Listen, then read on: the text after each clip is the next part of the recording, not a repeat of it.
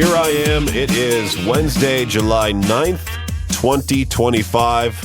I am back from that brief little break. I did not expect to take yesterday off, but Monday afternoon, I started to feel like a slight little itch in my throat.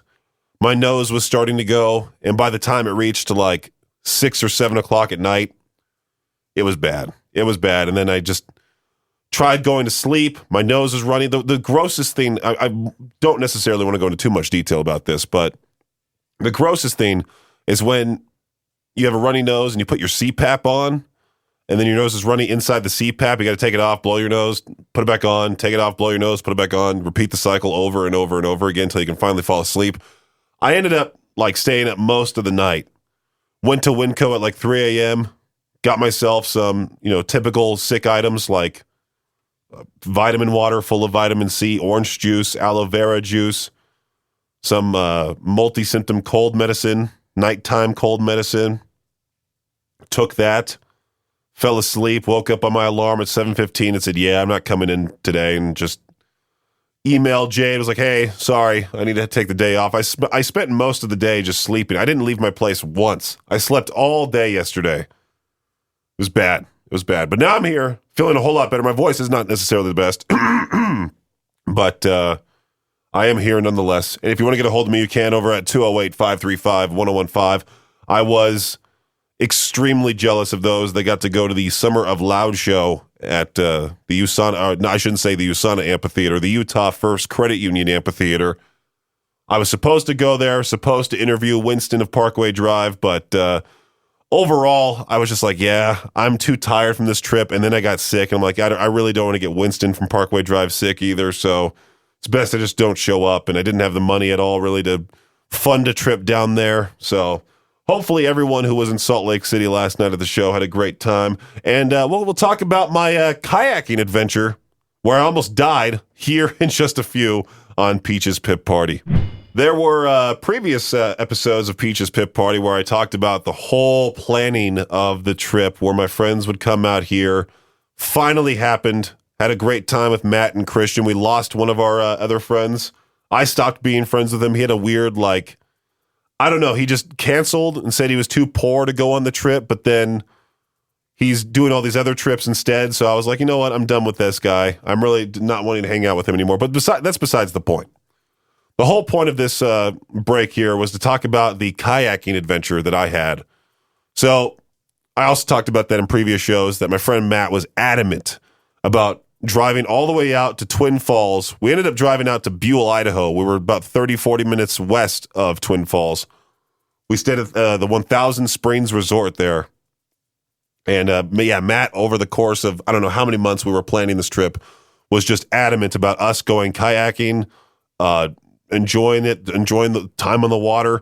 And I like to kayak. I think it's cool. But after what happened to me, I don't think I'll ever kayak again.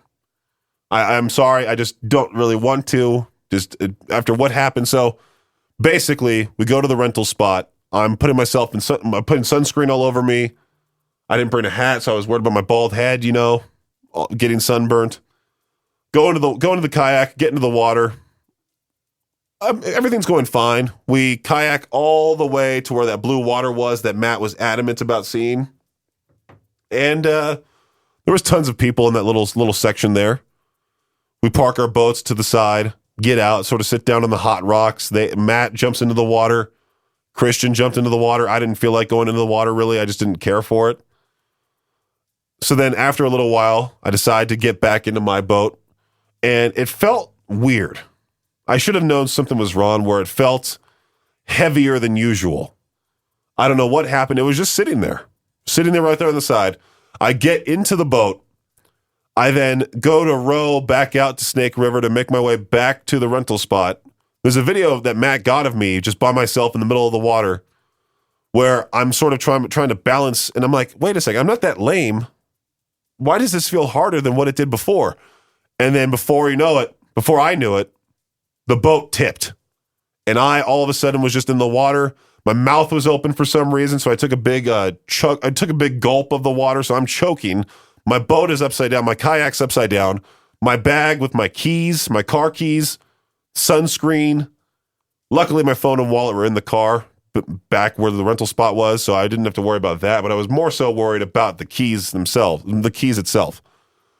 And sure enough, I'm trying to get on top of the kayak, trying to get back into it, just can't. I'm struggling. I'm screaming help. And I look, and Matt and Christian, from what it looked like, according to my point of view, Matt didn't really care. He was just kind of like, going through his stuff. I wouldn't know what to do either, because it's like, what if they just swam out there? How are they going to get me out of the water? But luckily enough, there was 4 or 5 boats that pulled in that were tied together. I just swam to the nearest boat. And there was a guy who jumped in the water, helped push me towards the boat, because I was just like, the water was so cold, I felt like I was in shock. So I got to the guy's boat, sat in the back, and yeah, we spent the next 10 minutes or so tinkering with my kayak, realized there was a crack somewhere. I kept filling up with water.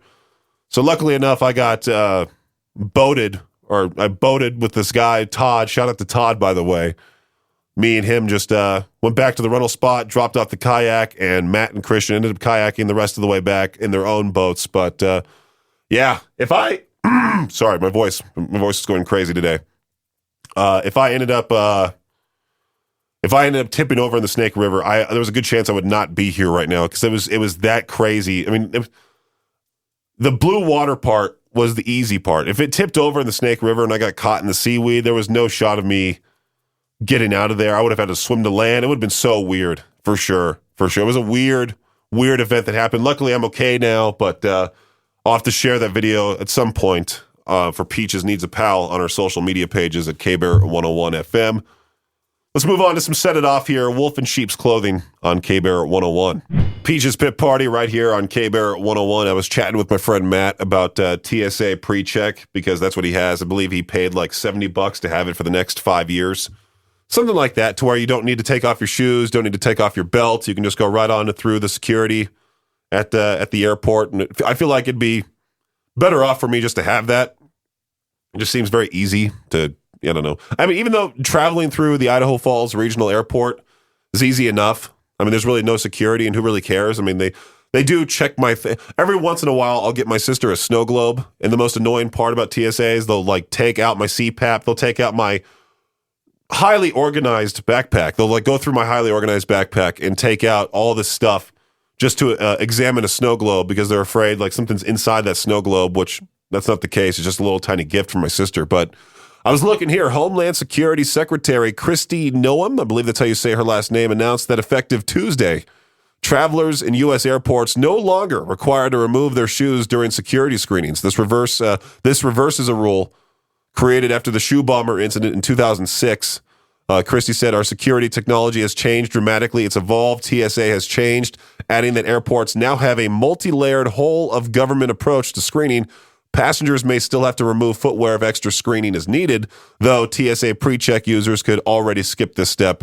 The update extends the benefit to all travelers nationwide. Kristi also said TSA is reviewing other protocols such as belt removal and liquid limits to streamline airport security further. That's one of the dumbest things too. I can't bring on more than 3 ounces of water. Otherwise, they yell at you. It's dumb. But anyway, look, there's some good news for today, right? So tomorrow, Victor is going to be at Stan's Paint Clinic in Idaho Falls, right there on Northgate Mile. He'll be there from noon to 2. Stan's Paint Clinic celebrating 50 years of being in business, and they're throwing a giant birthday party to celebrate. And they're going to have a bouncy house. They're going to have free lunch. They're also going to have popcorn, cotton candy. They'll have vendor reps on site to show off the newest products.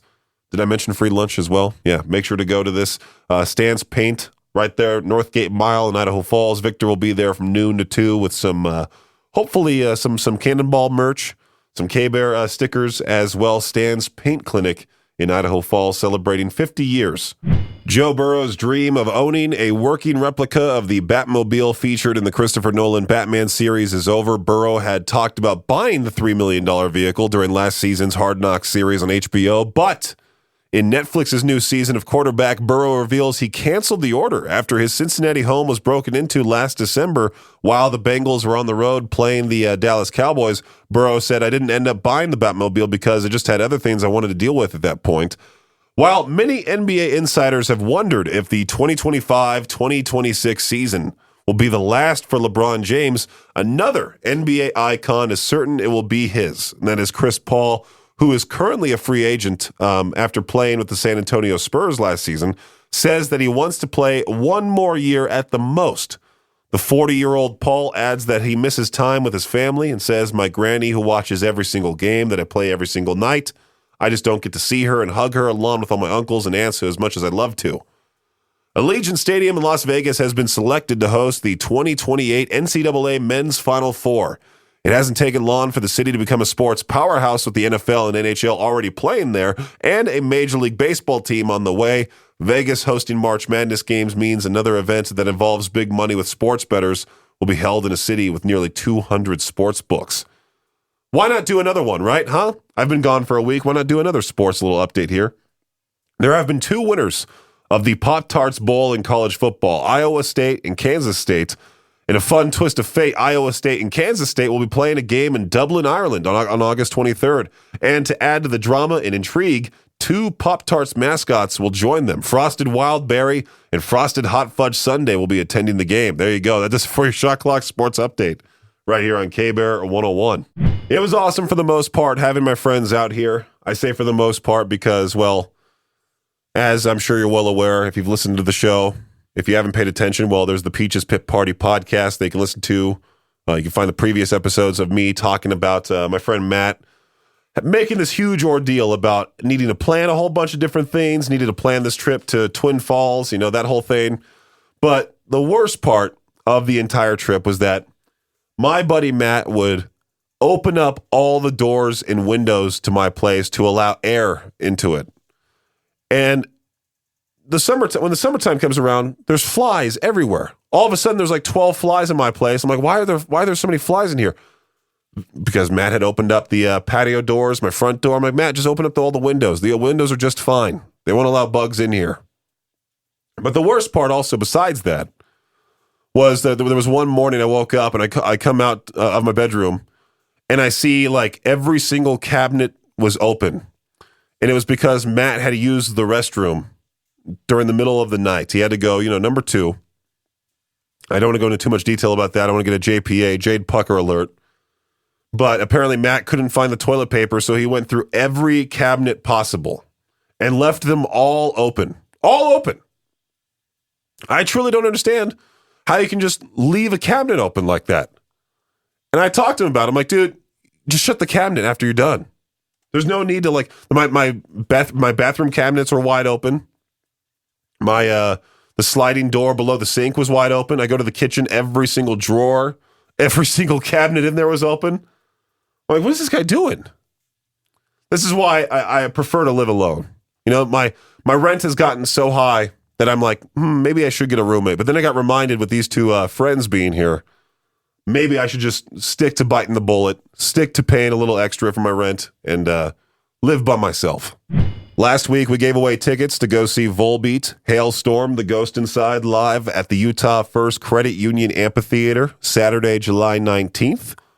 Once I get those tickets, I will send them over to the winners.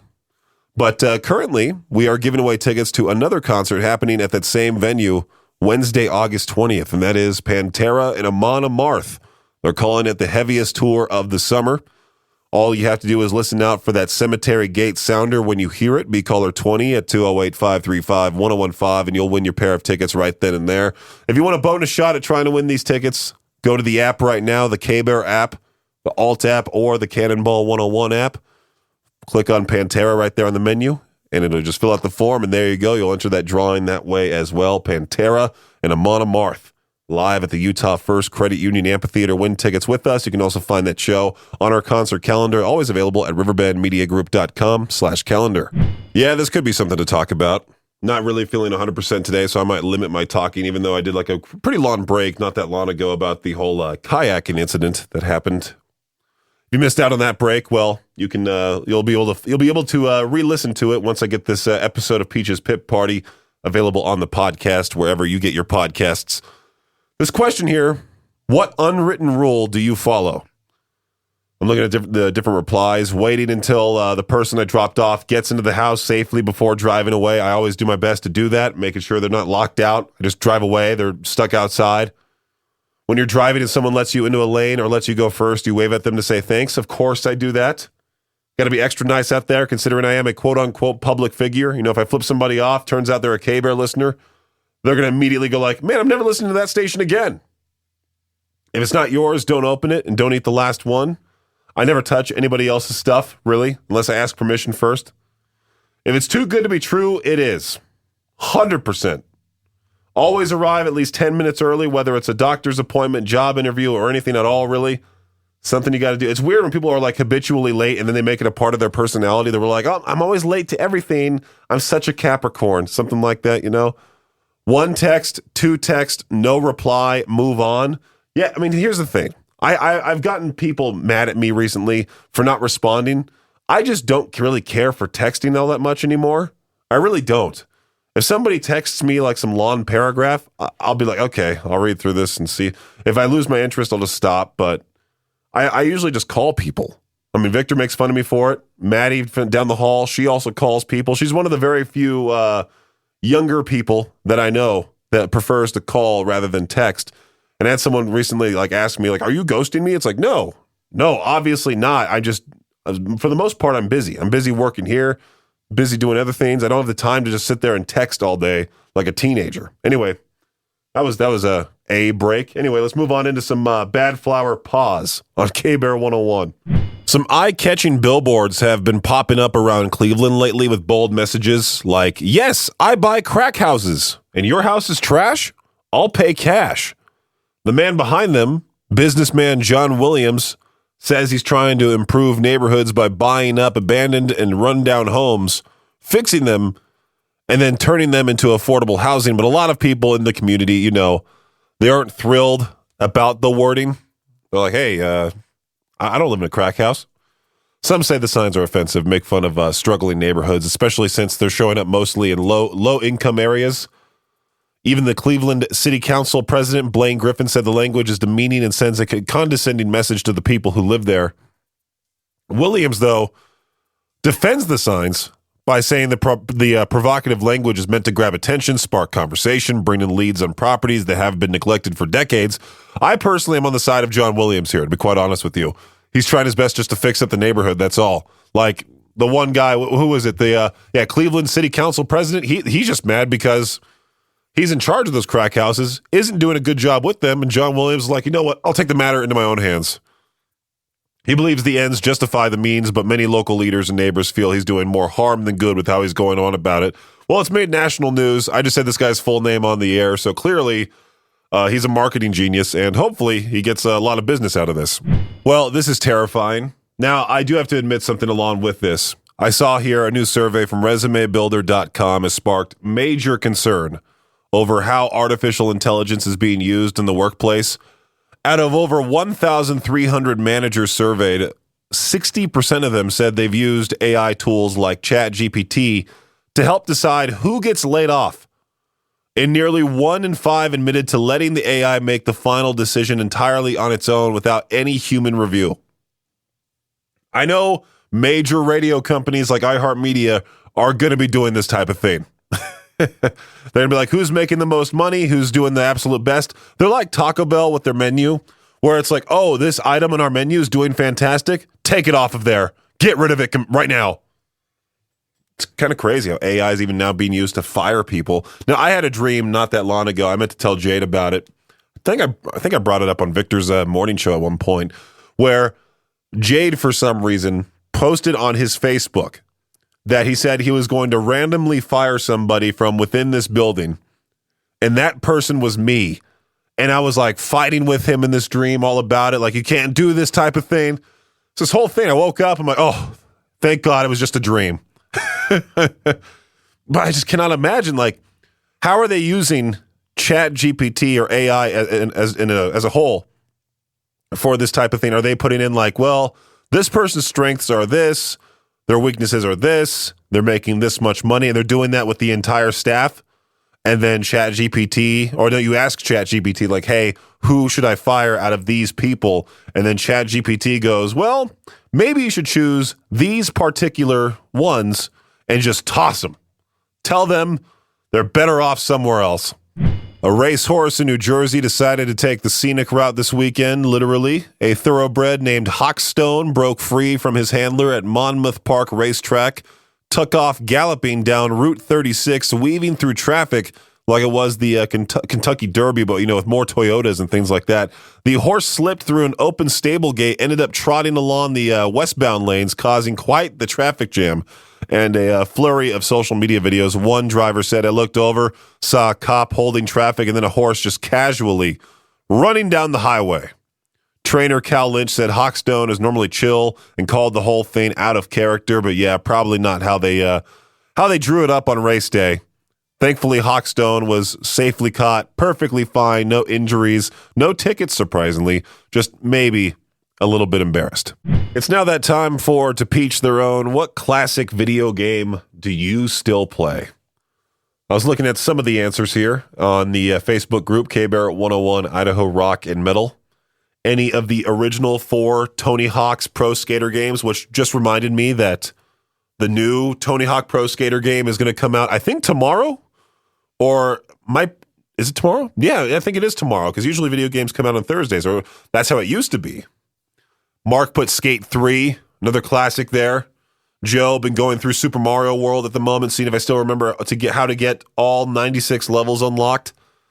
I can't tell I don't know if I have an answer for this, really. I mean, I don't really visit any old video games. I kind of just stick to my usual ones of like NBA 2K, Minecraft. That's about it, really. What's that classic video game? What classic video game do you still play? Call in right now, 208-535-1015. For To Peach Their Own. Alrighty, K-Bear, what classic video game do you still play? It's an oldie, but Gunstar Heroes for the Sega Genesis. And what, does it just give you that childhood nostalgia? Oh, man, let me tell you. You want to talk about eating Cheetos and listening to old music? That's the game for it. All right. Do you still have the Sega Genesis, or do you play it on an emulator? My sister actually sold my old Sega Genesis when I left home, and so I actually ended up having to buy the emulator. I was going to say, man, that thing probably is worth a ton of money right now. Oh, trust me. I had old school Sonic. I had this game called Kid Chameleon. All the games, man. It was great. But yeah, Gunstar Heroes, that was the game. I mean, I can jump back into it probably today and beat it. Thanks for listening to Peach's Pit Party, the podcast. If you enjoyed the show, please share, subscribe, and rate the podcast. Peach's Pit Party is hosted by me, Peaches, a.k.a. Brendan Peach, and is a production of Riverbend Media Group. For more information or to contact the show, visit riverbendmediagroup.com. Until next time, Peach out.